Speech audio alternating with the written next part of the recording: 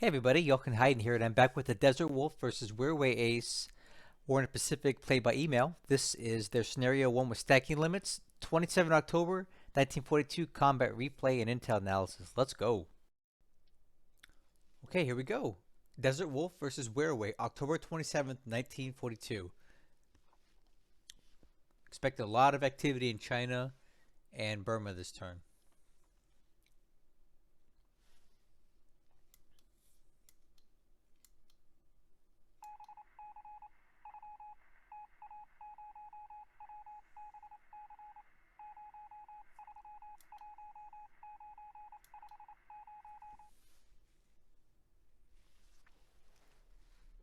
See if there's any night bombing going on here.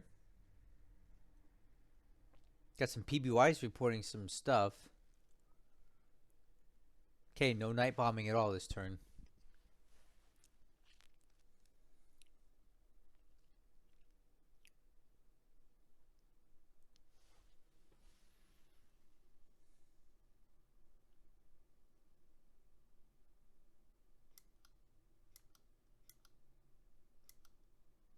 Okay, now we're looking at some Coast Watcher reports. These you can take with a grain of salt. Hard to know if they're accurate or not.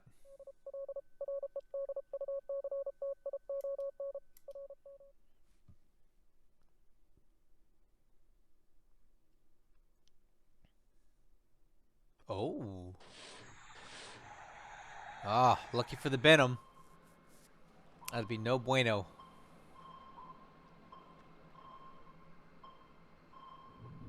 I'd be interested to see how these late 42 ASW platforms work.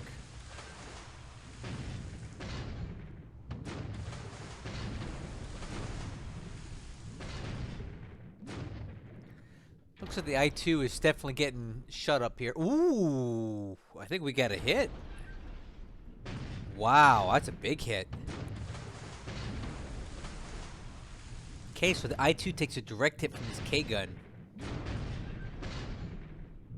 Another hit there.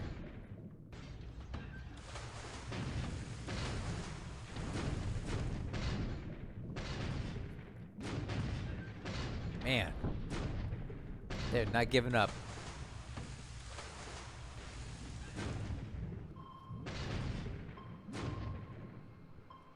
So I think the answer is late 42 Allied ASW is very good.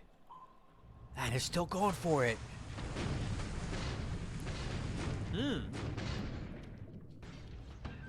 I would not want to be the I-2 right now. That's a long ways away from anything friendly.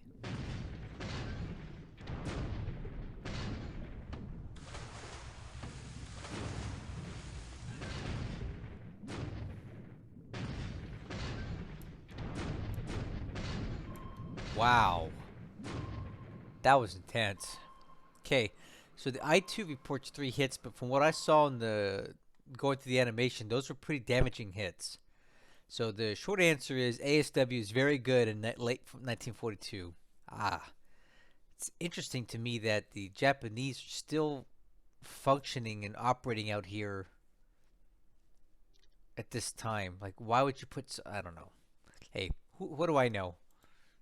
I'm not that far into my campaign, so who am I to ask questions about this one, right?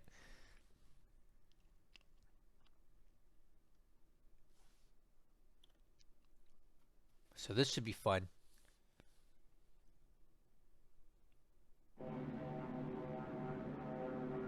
Okay, so we got a pretty decent size sweep over Taung Gyi. Wow, and an even bigger one. Look at the size of that. That's a lot of aircraft. 137 aircraft involved here. And another one. And another one. Wow, man. I'm not even used to having this many fighters. Look at that.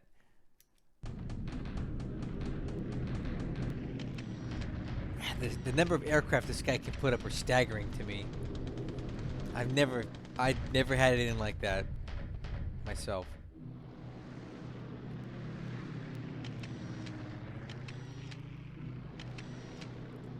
Okay, we got bombing here in Baton.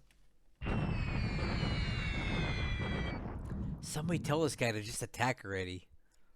The base is already destroyed.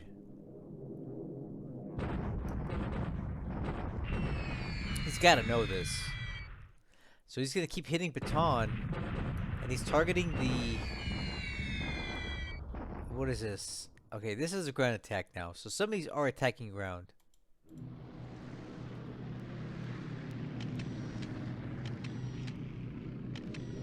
Wow! Look at this raid! Man! That's so many aircraft.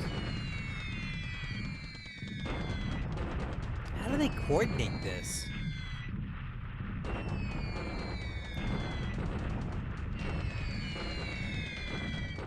That's awe-inspiring amount of aircraft, man.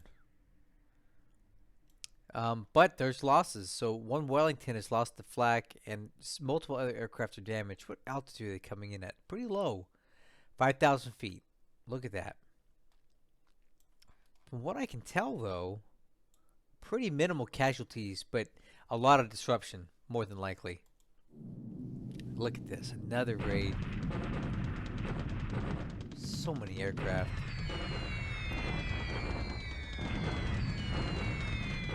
Okay, this time only one Marauder damage. Not a lot of damage is getting done to the Japanese here.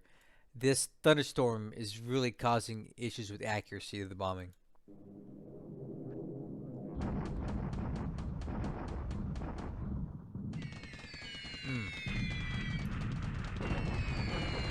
And another huge raid.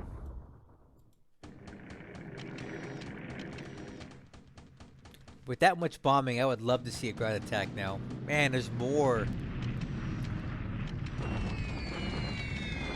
Okay, again, the thunderstorms are really causing issues here with the bombing today. It just never ends.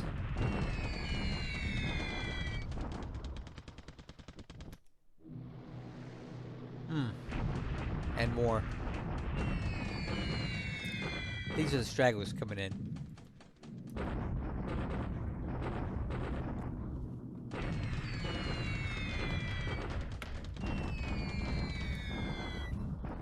Okay, still not causing much casualties to the Japanese here.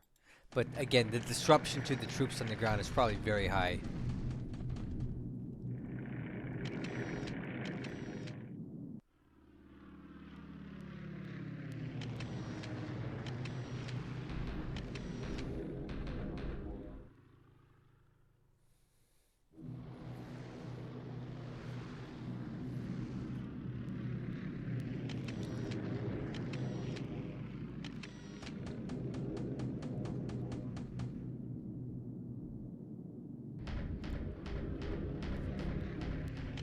Oh, this will be fun. So it looks like we got some P-38s sweeping, but the Japanese have a substantial cap up, so I'll be interested to see how this goes. Little twin-engine fighter battle going on here.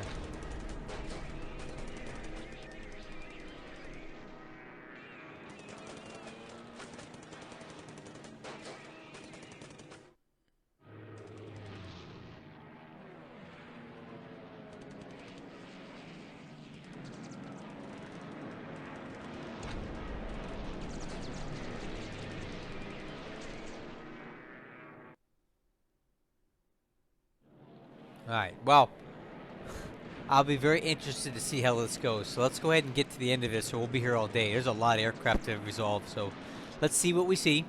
Look for a bunch of red and yellow all over the place, right? Here we go. Ooh. Okay.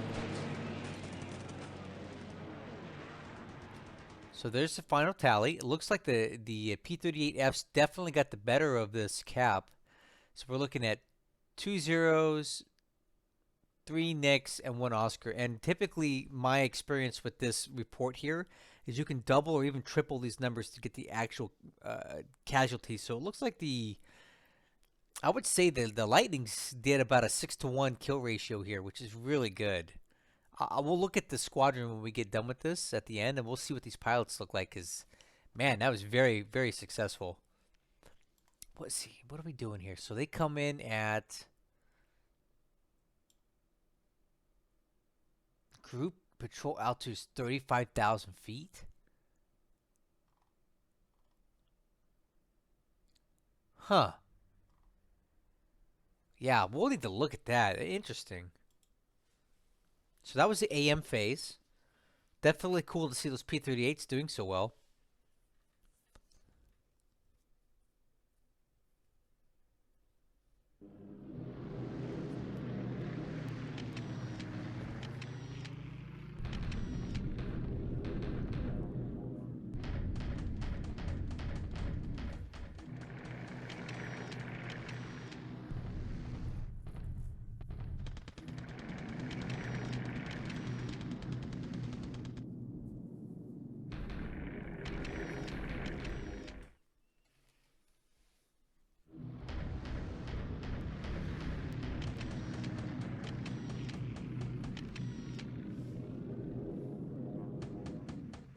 Okay, so that's it. Not much else happened in the PM phase. So just a huge bombing raid on AM plus a P-38 fighter sweep.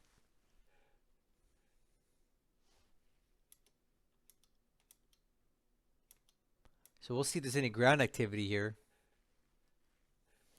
I'm hoping for something. Okay, so we have a bombardment attack here by the Japanese.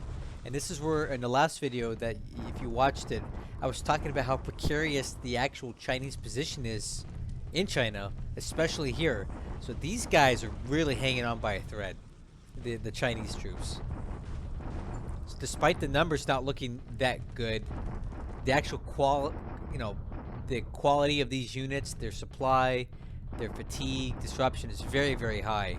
I doubt they would actually withstand a legitimate attack by these guys.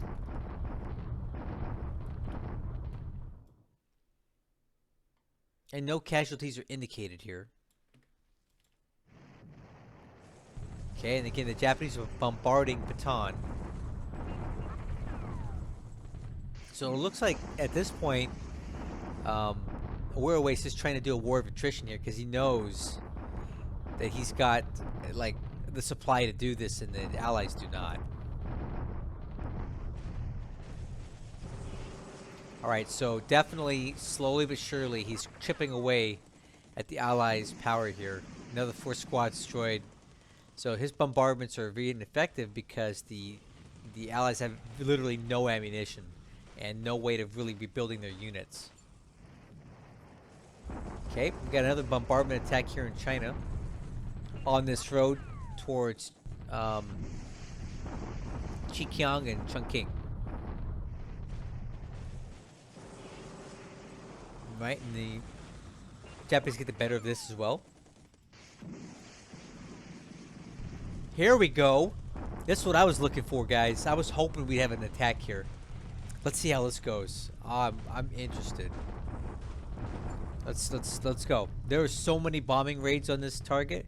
I'm hoping that the Japanese troops are heavily disrupted. Ooh.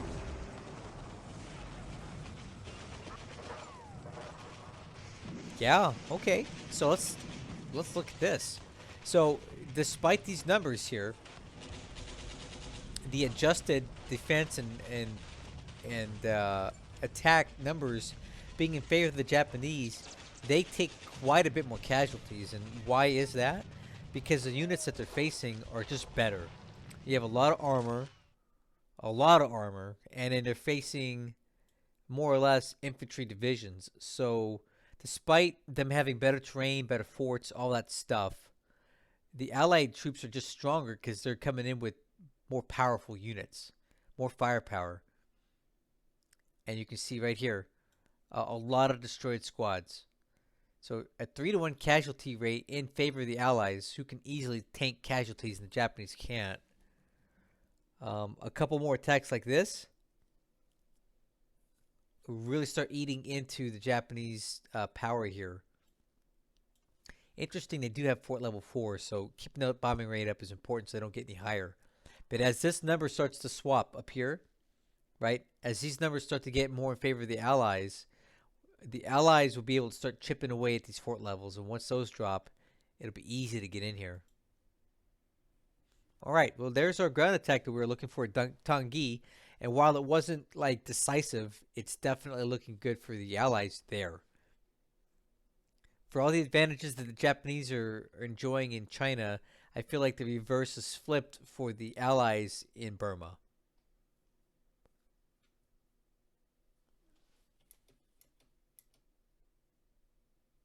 Okay, looks like a bunch of carriers at Pearl are going in to get some upgrades.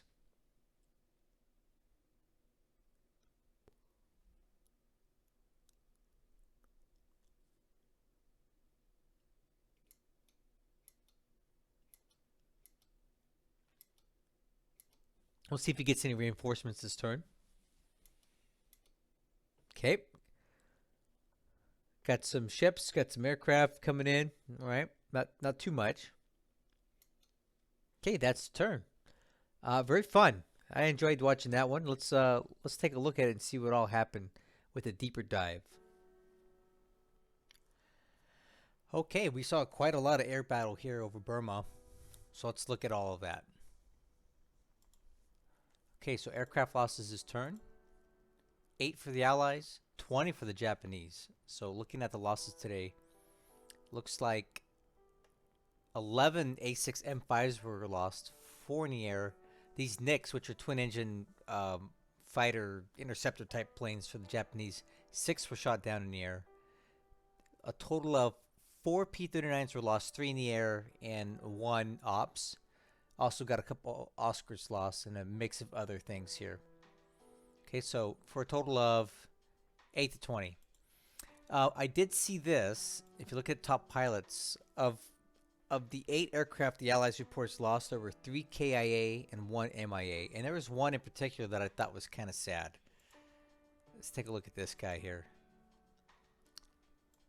Where is he at? Kills guy. Wilborn. So, this was one of the pilots that was lost this turn. He had 7 kills. We'll look at the ops report in a second, but this seems like kind of a big loss to lose a guy like this. All right, let's take a look at the rest of the numbers here. Not too much along the lines of lost points this turn. Ship sunk, again, nothing. And here's the total score. Not much moved from previous turns. So the Japanese are still quite a bit in the lead, but not enough for an auto victory. Okay, so combat report, I do want to show this off. So the I-2 is out here in the middle of the Pacific, in between the West Coast and Pearl. And at first I didn't know what it was that was intercepted, but now that I'm looking at it, check this out. The I-2 was in a perfect intercept course here to grab this carrier task force, which has the Illustrious, okay? And it was these guys that actually stepped in and stopped it. I think it was in particular the Wilson. Yeah, check that out. It expended basically all of its ASW ammunition and caused quite a bit of damage to the I-2. We saw 3 hits reported. We don't know how badly damaged it really is. It's hard to tell from the combat animation.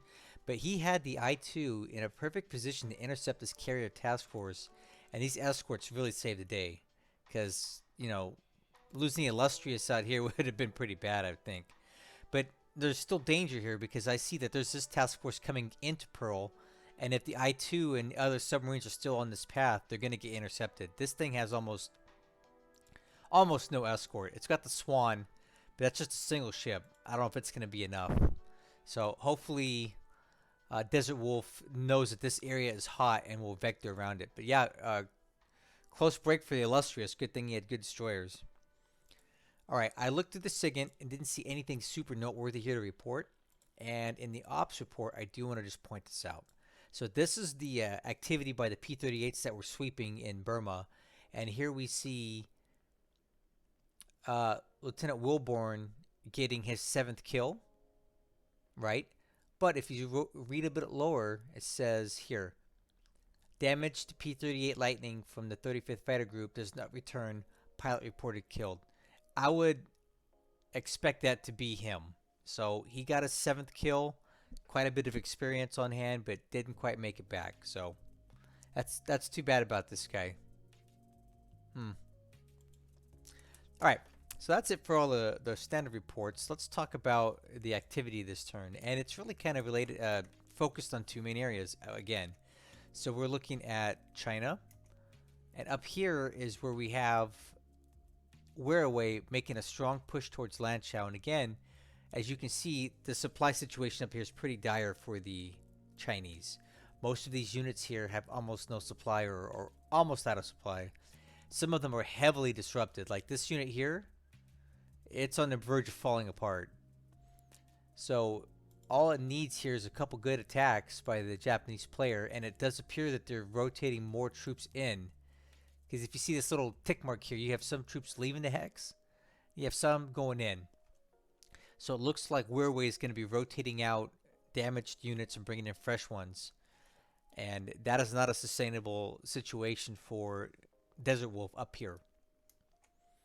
The other place that Wirraway appears to be applying a lot of pressure is right here in this hex. He's trying to bulldoze his way through here to make his way up eventually to Chungking is what I can surmise. The Chinese down here are in a little bit better shape. While they're having supply issues, their disruption and fatigue levels are quite low. So they have a lot of cohesion still. So even being low on supply, they could probably tank quite a bit of attacks before they were to break. So this down here is looking not so great for Wirraway, but up here, much better.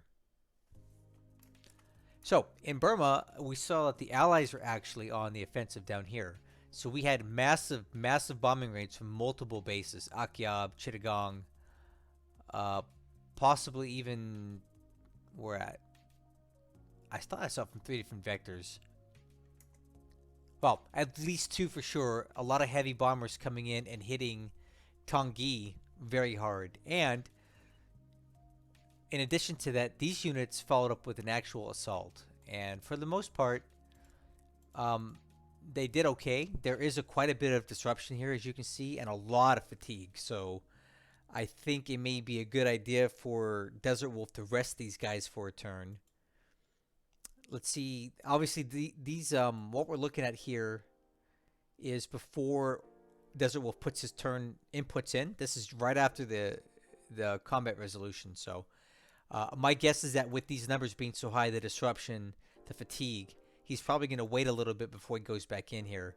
But he won't let up on the bombing. Overall, I say he won this exchange. He took 1/3 amount of casualties. We can see that the airfield is still damaged, and until that damage is down to 0, no forts will get built any further than they are right now. So I think Desert Wolf's going to need to wait a little bit before he attacks again. But we do see he's bringing in some more reinforcements here. And I'm sure we'll see more bombing raids on this. This is his Schwerpunkt for his offensive, from what I can tell. He wants to break through here, and then from there, he wants to probably go into this hex, and then he can cut off the supply to all of these Japanese troops in and around Lanchow and start working on some sort of encirclement. So that's what I'm seeing looking at this. Granted, Desert Wolf has told me nothing about his plans here. I'm just looking at this as a third-party observer like you guys are. But if I were to kind of figure out the situation here, it does appear that he wants to break through here and cut off the Japanese here and get these guys encircled. But we'll see what he does. We'll keep watching this area here particularly to see what he does. And then I think it was somewhere around here that we had the P-38s from Akyab. I found the unit. Where are they at? These are the P-38Fs that we saw in combat last turn. And that makes sense too. They see a lot of damaged aircraft. That was a KIA and a wounded pilot. When they're in this column, these are pilot casualties as of the last turn. So there's our Wilborn and another MIA pilot. But look at that kill-loss ratio. It's pretty good, huh? 48 kills so far. And here are the pilots that we see. So basically anything you see in green probably got a kill last turn, because that's the #1 way to increase your pilot experience, is to combat and getting kills. So whenever you see a green pilot like this, it's probably one of the ones that actually shot something down. shot at least one or more aircraft down. All right, so that's what I'm seeing in China and Burma, and we'll quickly go around the map here, and I'm going to see if I see anything else noteworthy. Definitely nothing in the Dutch East Indies. That's completely conquered. No real activity in the Solomons, in New Guinea. Dead as a doornail out here in the South Pacific, but hey, that's good for Desert Wolf. And then once again, we see some more activity here in the Gilbert Islands, and Desert Wolf did say in his initial synopsis when he got me up to speed on this campaign, this is probably going to be the site of a next offensive. And again, looking at this from my point of view, I'm pretty sure Tarawa is going to be his next objective, because that's, if you look at it here, it's the next island in the island chain, and obviously the jewel of this whole place is going to be the Marshalls, Kwajalein, Roy Namur, Maloelap, all this stuff. All this stuff is really good for the Allies to have. Eniwetok. You know, but you're gonna want to take Tarawa first, because it's just another base that you can hopscotch up towards, right? And you got Macon, all these other places. We'll take a look at Abamama though. He's already bringing in more supplies. What I think is interesting here is the type of the way he transports his supplies. He uses amphibious task forces as opposed to cargo task forces, and I guess there may be some benefit to unloading over the beach, since there's no port capacity here, right? But I guess if you unload over the beach and take advantage of these naval support units, you can actually dump your supply that way. Because going and trying to dock in a port, you can't, because there's no port capacity yet. So he's got all these engineers here, but what he appears to be focusing on first is the airfield capacity. He's prioritizing that over building up the port, building up the forts. So I assume once he gets some airfield capacity on here, he'll shift into trying to build up this port, or he may not. I don't know. But pretty cool that he's using an amphibious task force to unload those supplies at a base that doesn't have a port right now. But yeah, that's what I'm seeing. He's probably going to keep working his way up this way. All right, that's really it for the turn. Those are the three main areas in this campaign that I think we'll be focusing on for the time being. The Gilbert Islands, Burma, and China. That's where all the activity has moved to right now. I'm sure in the near future we're going to see more activity up here in the Aleutians, because he has a massive force, as I showed you in the previous turn. He's got tons of stuff. He's got a lot of stuff up here, more than he really needs to take the Aleutians all the way through. So that's what I'm thinking. He's going to start working his way through here, take Attu, and then maybe, I don't know, start working his way down the Kuriil Islands. But he hasn't told me any of that. I don't know. So thank you so much for watching this video. Thank you for supporting my channel for Desert Wolf and Wirraway's campaign. It's so cool to see something so far along compared to where I'm at.